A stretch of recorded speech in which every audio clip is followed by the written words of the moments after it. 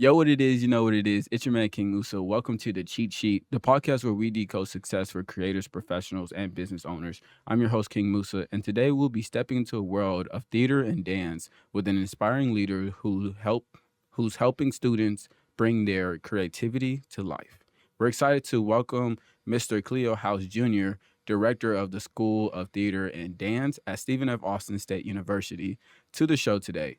Mr. House is a passionate advocate for art, and we're looking forward to hearing about his journey and dynamic work happening in the theater and dance. Welcome, Mr. House. Thank you. I'm very happy to be here. Thank you for having me. Absolutely. Before we get started, though, I gotta know, what is your favorite performance from either theater, dance, or even a show that y'all put on that really stood out to you? Probably one of my most favorite shows is a show I got to be in when I was doing professional theater. Yeah. I was in a performance of Macbeth. Okay. Shakespeare's Macbeth back in so long ago, but it was in DC when I was living out that way. Yeah. Okay, we're gonna find out a little bit more about that. But my first question for you is, can you introduce yourself and your role here at SFA?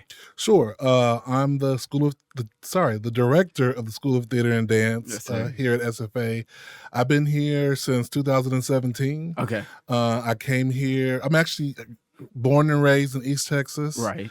I grew up in Hooks, Texas, and went to school at Texas Tech, and then I'm a Texan through and through. But I did live out on the East Coast for about 13 years before coming back to Texas. Yeah. Yes, sir. Okay. And now I got to know a little bit about that part, right? A little bit about you. Where'd you grow up? Did your parents go to college and everything? Your siblings as well. And then what got you into actual theater? Well, I actually come from a sports family. Okay. Like, my daddy was a professional football player. He played for the Miami Dolphins. Yeah. My mom was a basketball coach. Right. My brother is a football coach. He teaches defensive something down there at Longview High. My sister is a volleyball coach, head coach. Oh, wow. And so I'm the odd bird. I'm the odd bird out. Yeah. I played all the sports in school. Right. And I grew up in a real small town, so you could play everything, right? Yeah. And I was okay at most things. I was really good at track, believe it or not. At the time, I was a lot thinner then. Okay. And but I just wasn't passionate about none of it. Not the way my family was about sports. Right. So I found theater by accident. I was walking down the hall one day, I think it was my freshman year, and somebody was like, "You should come in here and audition. We don't have a lot of people auditioning." And so I went in. The play was called The Trip to Bountiful. Okay. I auditioned for Ticket Man #1, Ticket Man #2. That's the part I got. Right.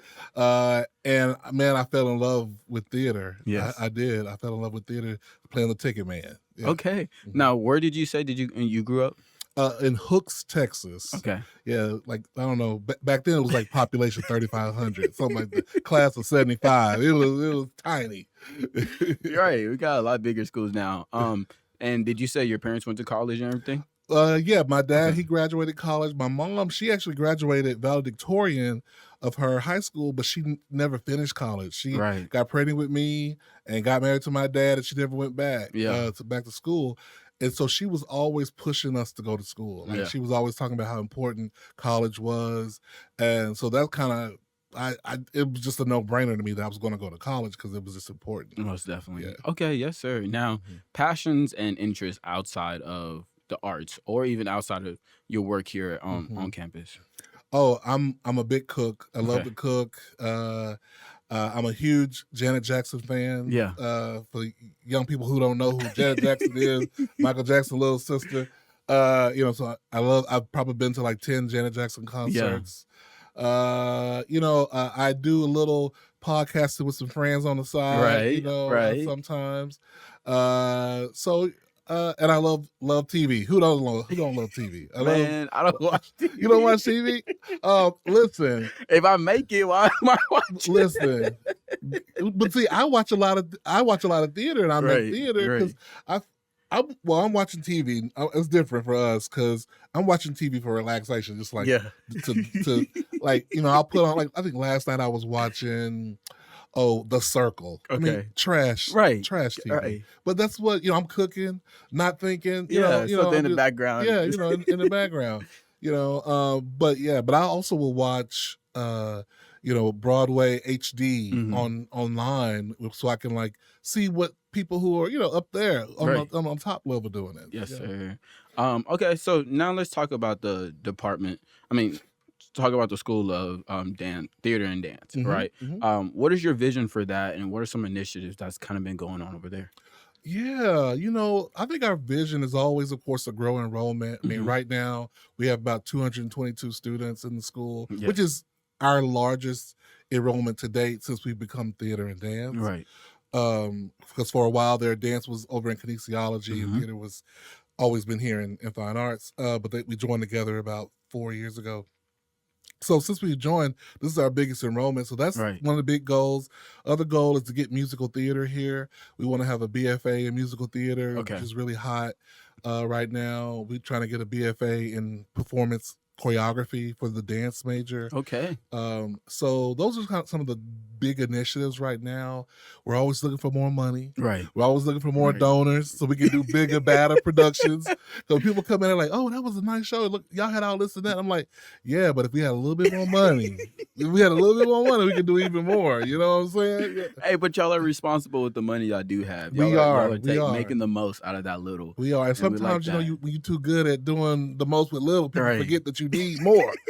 So if you're listening, those who make those decisions, we'll take it. Okay? We'll take it. I like it. Now, we know the new building. How y'all liking it?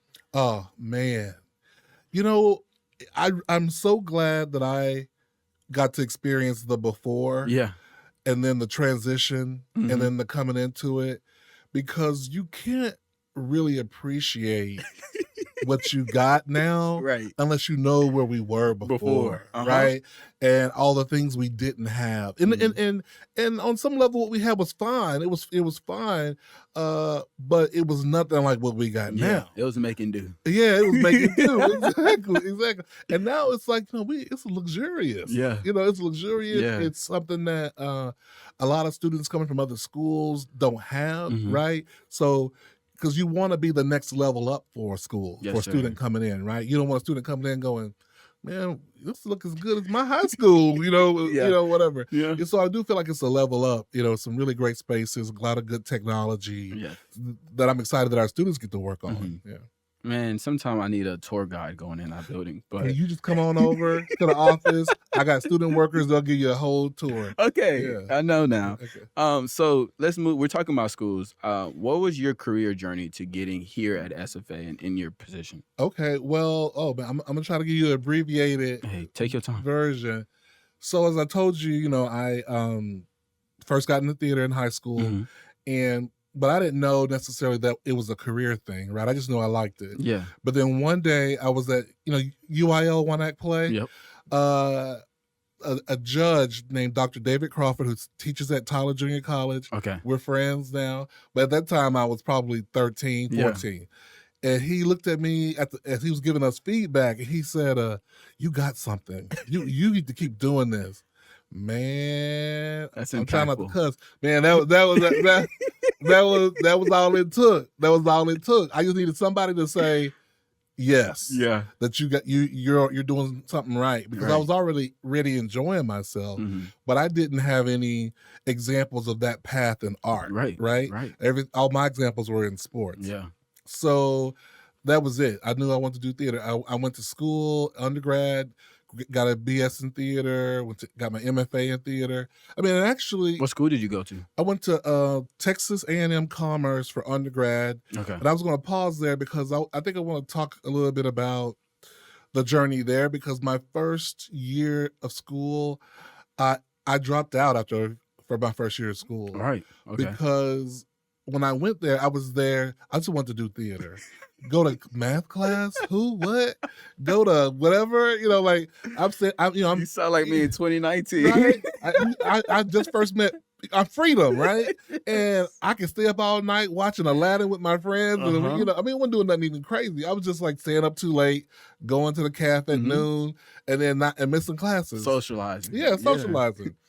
And I remember my mom said to me, she said, "You wasting money." and if you're not going to do right, you need to just sit on out. But she didn't. I don't think she didn't believe I was going to do that, because when I said, okay, well, you know what, I'm gonna take some time off, she was like, oh no, don't do that. You're not going to go back. You're not going to go back. You're not going to go back. And I was like, I knew in my heart that what I wanted to do was be a teacher someday, and I knew I couldn't do that without an education. Right. So I knew I would come back. Okay. I didn't have a plan for when, but I just knew I would come back. And so that took me to working for a professional theater company at the time that was called Living the Dream out of Columbus, Ohio. Right. And I ended up moving to Columbus, Ohio. And I was there living my life, becoming an adult, my early 20s. And one day I looked up, that gig was over, and I was working at a cell phone company as an accounts receivable clerk on the phone. Ouch. Dealing with that. And I was like, this is not what we're supposed to be. This ain't it. It's time to go back to school. I called one of my friends. He was still at A&M. And I was like, hey, I'm coming back. Can I sleep on your couch? Yep. And it was that quick. Like, I told my friends I'm moving. And they were like, when you move? I said, this weekend. It was like, that kind of thing. Yeah. And then I came back, and man, I was like on a streak. It was like 4.0 semester. Because by that time, I was grown, and I knew what I was here for, right? And then I thought I wanted to teach high school, and I taught a semester of high school. I went to state in UIL one act play. Right. That semester, because I came in the halfway through the year in the spring, because I graduated in like December, and so I got my job in January, which meant I was part of the UIL season. And we went to state, but man, when I went to the principal and said, hey, we're going to state, and she said to me, oh, that means we got to get a bus. And I said to myself, I said, oh, this ain't for me.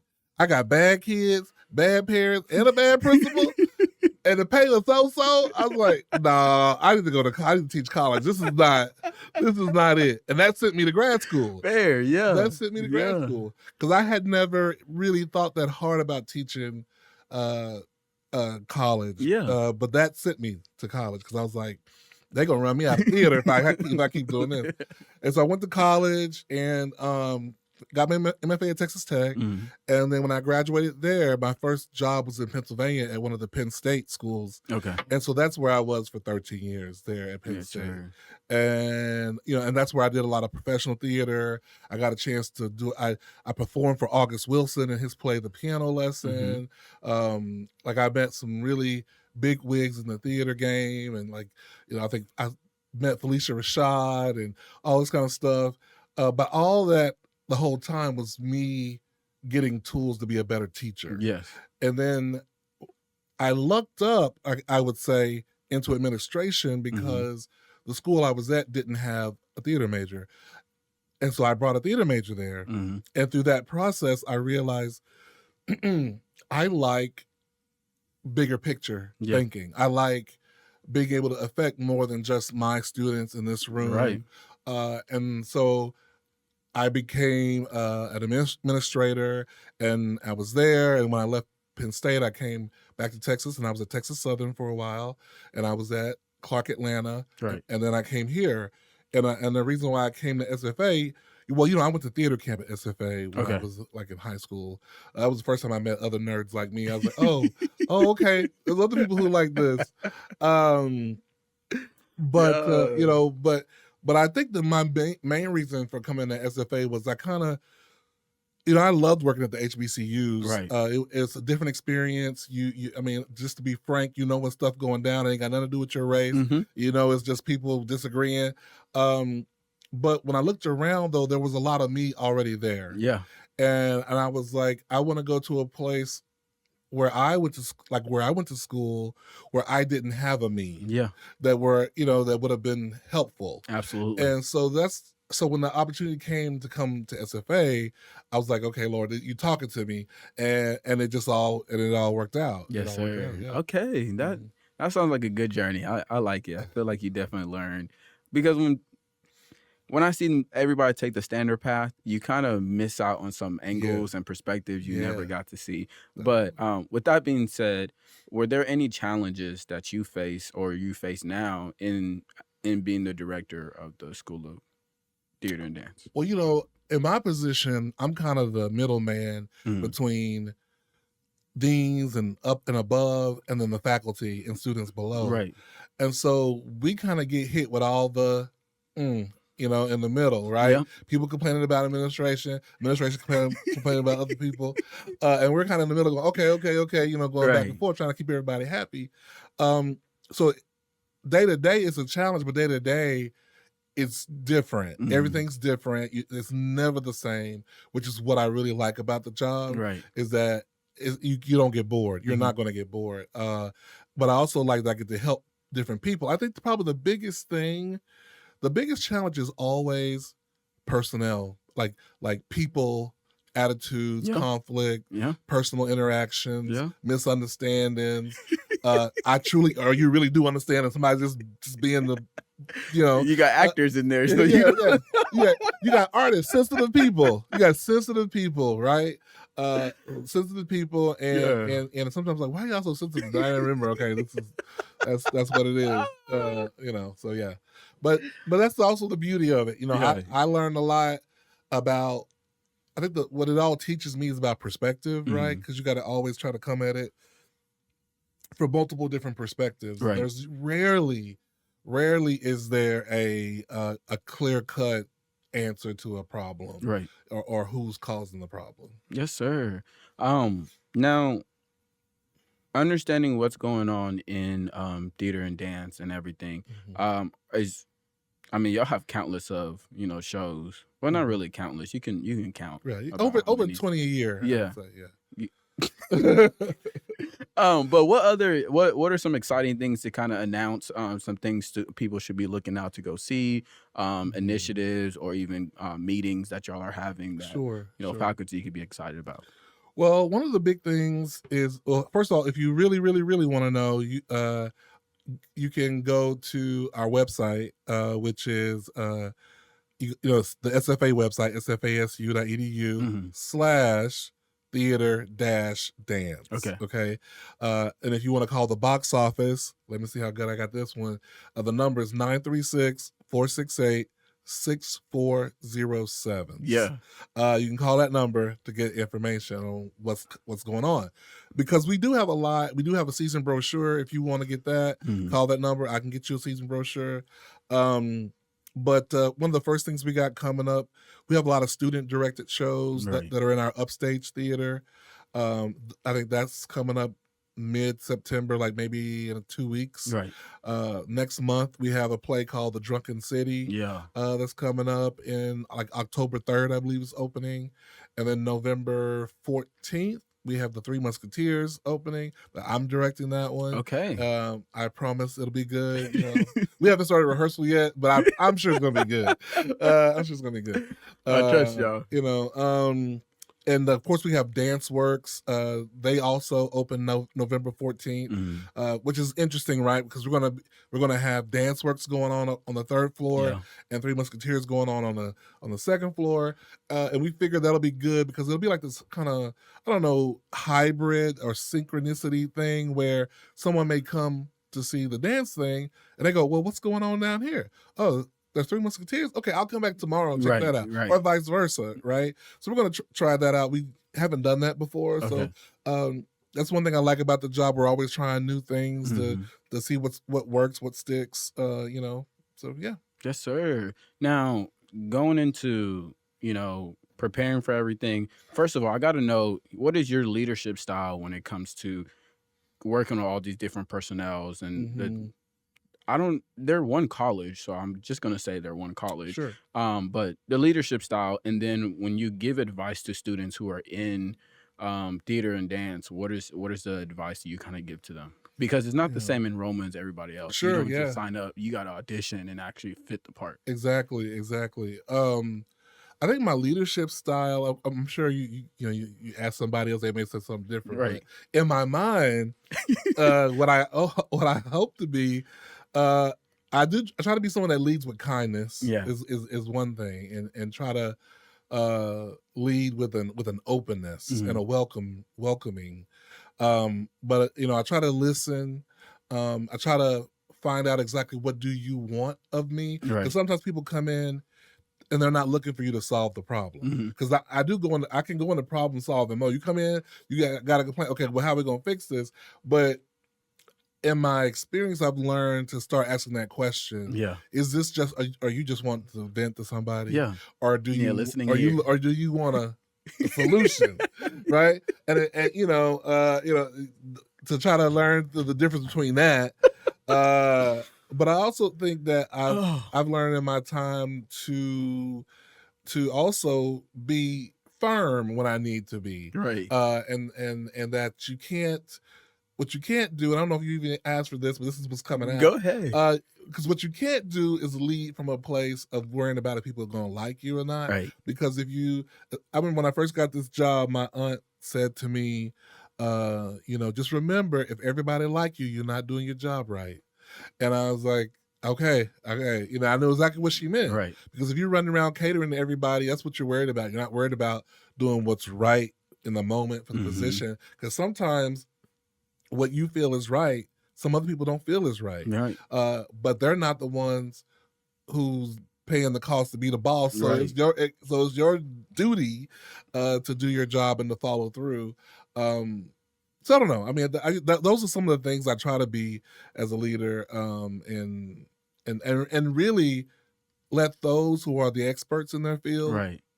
make room for them to do what they do. Okay. Because I always feel like there's two heads are better than one, right? The more brains on it, the better. Yeah. Yes, sir. And so advice giving for students going into theater, and just as more than theater, going as we're talking to seniors, as we're talking to freshmen, what should they see in the theater department?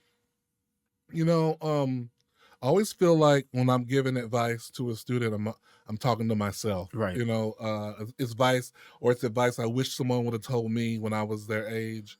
I think one of the big things, and this is going to sound a little cheesy, but the goal should always be to do what you love and be the best at what you do. Right. Everything else will fall in line.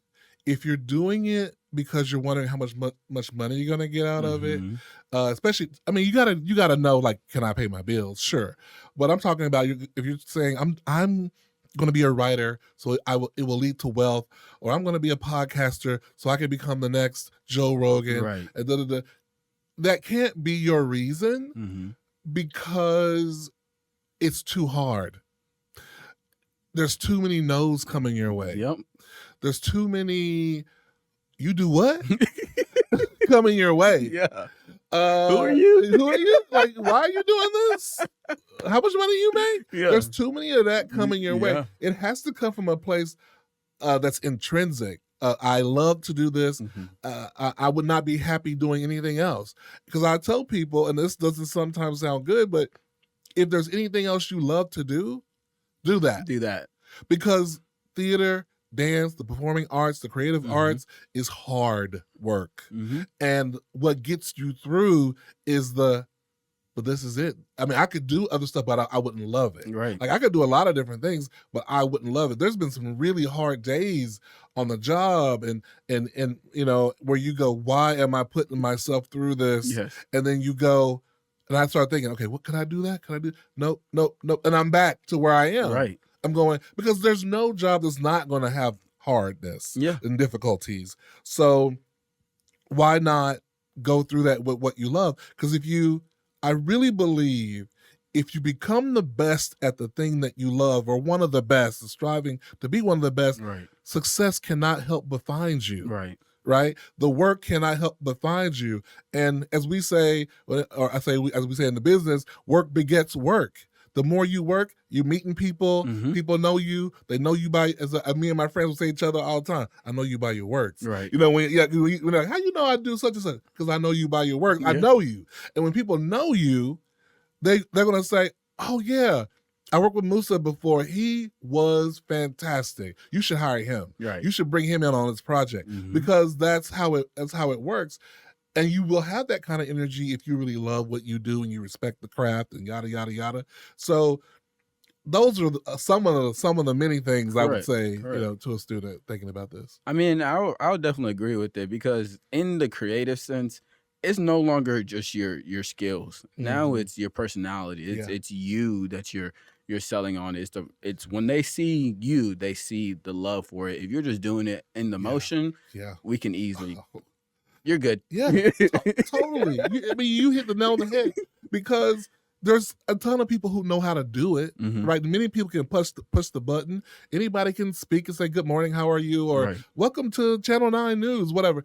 But how are you to work with as a colleague? Right. Do you make it hard for us to want to come to work for the rest of us? For the rest of us, exactly. So yeah, that how you interact with people matters. I tell students all the time, because I think sometimes students miss this part.